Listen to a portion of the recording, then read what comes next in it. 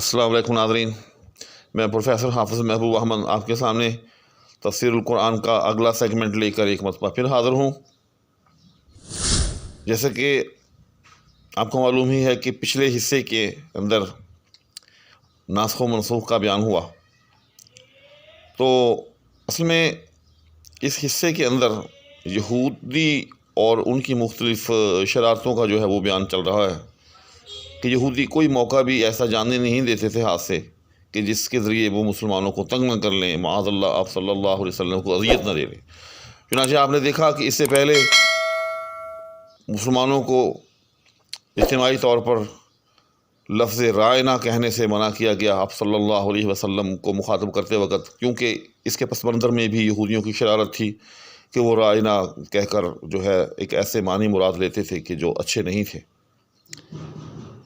اسی طرح آگے چل کر تحویل قبلہ کا بیان آ رہا ہے، انشاءاللہ اس کا مفصل بیان جو ہے وہ دوسرے پارے کے شروع میں آئے گا کہ جب اللہ تعالیٰ نے مسلمانوں کا قبلہ بدلا تو اس پر بھی یہود نے جو ہے وہ اعتراضات کیے۔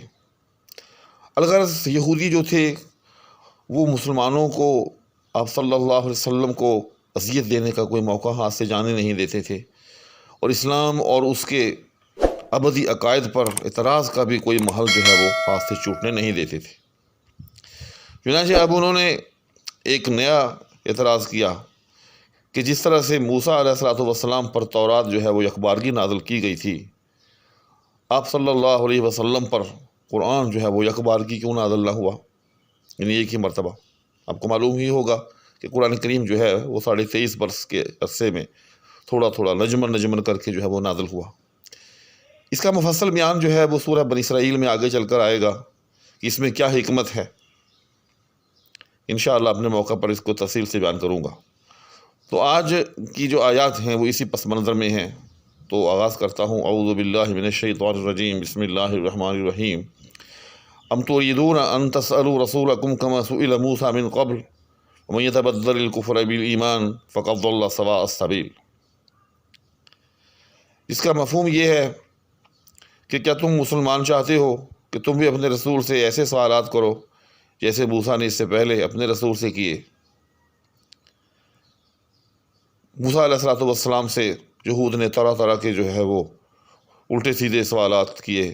کبھی کہتے کہ ہم اس وقت تک اے موسیٰ تیری بات کو نہیں مانیں گے جب تک کہ اللہ جو ہے ہمیں خود ہمارے سامنے آ کر نہ کہہ دے کہ یہ تورات جو ہے وہ میں نے نازل کی ہے، اور کبھی اسی طرح سے اور قسم کا سوال کرتے، حتیٰ کہ موسیٰ علیہ السلام 70 افراد کو اپنے ہمراہ لے کر کوہ طور پر گئے،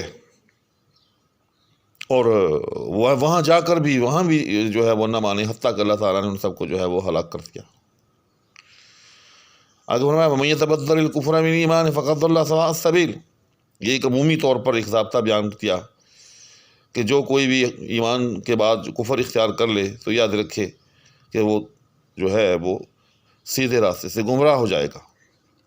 الغرض مسلمانوں کو مجموعی طور پر یہ تنبیہ کی گئی کہ یہود کی ایسی باتوں اور ایسی شرارتوں کے اندر جو ہے وہ آپ نے نہیں آنا۔ آگے اسی مضمون کو مزید جو ہے آگے چلایا، فرمایا کہ وَدَّ كَثِيرٌ مِّنْ أَهْلِ الْكِتَابِ لَوْ يُرُدُّونَكُم مِّن بَعْدِ إِيمَانِكُمْ كُفَّارًا حَسَدًا مِّنْ عِندِ أَنفُسِهِم مِّن بَعْدِ مَا تَبَيَّنَ لَهُمُ الْحَقُّ۔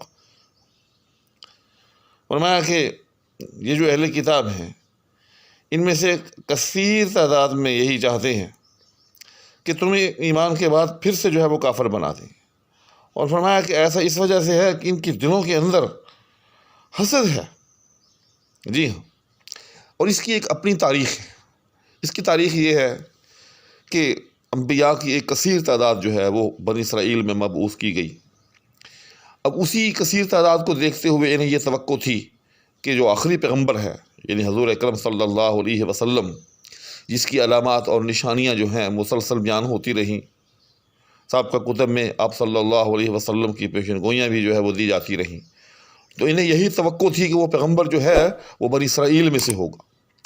لیکن اللہ کا کرنا کہ بنی اسرائیل کی بجائے وہ پیغمبر جو تھا وہ بنی اسماعیل میں سے آیا، چنانچہ اس پر وہ لوگ جو تھے وہ حسد کا شکار ہو گئے۔ تو اسی کا تذکرہ ہے کہ یہ جو بنی اسرائیل ہیں، یہ جو یہود ہیں، یہود و نصارہ، یہ تو حسد کے مارے ہوئے ہیں. یہ کہاں چاہیں گے کہ مسلمان جو ہے وہ ترقی کریں، انہیں دنیاوی اور دینی جو ہے وہ ترقی حاصل ہو. اس لیے فرمایا کہ ان کے اس قسم کے الٹے سیدھے سوالات اور شبہات میں آپ نے مبتلا نہیں ہونا. آگے فرمایا کہ فاعفو واصفحوا فاعفو واصفحوا حتی یأتی اللہ بامرہ ان اللہ علی کل شیء قدیر. فرمایا کہ سر دست جو ہے ان سے درگزر کرتے رہو، ان کو معاف کرتے رہو، ان کی اذیتیں اور ان کی تکلیفیں ان کو نگلیکٹ کر دو، ان کی طرف توجہ نہ دو یہاں تک کہ اللہ کا حکم آ جائے. یہ اللہ کا حکم کیا تھا؟ یہ اللہ کا حکم جہاد کا حکم تھا. جی ہاں، جب تک مسلمان مکہ میں رہے جہاد کا حکم نہیں آیا، برداشت کرنے کا، صبر کرنے کا حکم آتا رہا. اور جب مدینہ طیبہ میں مسلمان تشریف لے گئے ہجرت کے بعد، تو اللہ تعالیٰ نے جو ہے پھر جہاد کا حکم نازل کیا. چنانچہ اسی کے نتیجے میں پھر مسلسل جو ہے وہ غزوات ہوئے، تقریباً 28 کے قریب جو ہیں وہ غزوات ہوئے. غزوہ اس لڑائی کو کہتے ہیں جس میں آپ صلی اللہ علیہ وسلم بنفس نفیس شرکت اختیار کریں، اور عام جو لڑائی ہے یعنی جس میں آپ صلی اللہ علیہ وسلم نے شرکت اختیار نہ کی ہو اس کو غزوہ نہیں کہتے. تو بہرحال 28 کے قریب غزوات پھر ہوئے. ان میں سے معروف غزوات سن 2 ہجری میں غزوہ بدر ہوا، سن 3 ہجری میں غزوہ احد ہوا، سن 5 ہجری میں غزوہ احزاب ہوا. اس طرح سے مختلف غزوات جو ہیں وہ اپنے اپنے وقت پر پیش آتے رہے.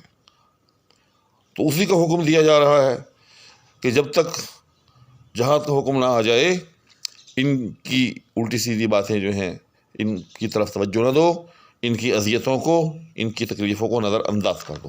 ان اللہ علی کل شیء قدیر، بے شک اللہ تعالیٰ ہر چیز پر قادر ہے. آگے فرمایا واقیموا الصلاۃ وآتوا الزکاۃ، کہ نماز قائم کرو اور زکوٰۃ دو.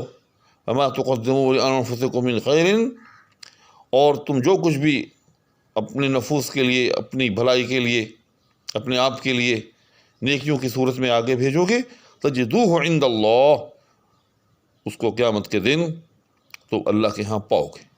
یعنی اس اجر کو تم قیامت کے دن دیکھ لو گے، تمہیں وہ اجر ملے گا. ان اللہ بما تعملون بصیر، بے شک تم جو کچھ بھی کرتے ہو اللہ اس کو جو ہے وہ دیکھ رہا ہے. اچھا، اللہ جل شانہ جہاں ایمانیات کا تذکرہ کرتے ہیں وہیں عمل پر بھی بہت زور دیتے ہیں. تو اس بحث کے اندر اللہ تعالیٰ نے متصل جو ہے وہ نماز اور زکوٰۃ کا جو ہے وہ ذکر کیا. یہود کی ان سازشوں سے ماورا ہو کر آپ نے اپنی مقصدیت جو ہے اس کو نہیں بھولنا. جی ہاں، اور مقصدیت کیا ہے؟ مقصد اس کائنات میں آنے کا ایک ہی ہے کہ ہم اللہ کو راضی کریں، اس کی بندگی کریں. جی ہاں، وما خلقت الجن والانس الا لیعبدون، فرمایا کہ میں نے انسانوں اور جنات کو صرف اس لیے پیدا کیا ہے کہ وہ میری بندگی کریں. تو فرمایا کہ بندگی سے جو ہے وہ آپ نے روگردانی نہیں کرنی، بندگی کو آپ نے پس پشت نہیں ڈالنا، چاہے جیسے بھی حالات ہوں آپ نے اپنی نماز اور اپنی زکوٰۃ کو جو ہے وہ ادا کرتے رہنا ہے. چنانچہ آج کی ان آیات کے اندر یہ 2-3 باتیں جو ہیں وہ آپ کے گوش گزار کی گئیں. انشاءاللہ العزیز اللہ تعالیٰ کو منظور ہو آج یہ سلسلہ اسی طرح سے چلتا رہے گا. میرے چینل پر مختلف سلسلے جو ہیں وہ چل رہے ہیں، جن میں ایک تفسیر کا سلسلہ بھی جو ہے وہ چلتا ہے. گاہے بگاہے آپ کی خدمت میں تفسیری ویڈیوز لے کر حاضر ہوتا رہتا ہوں.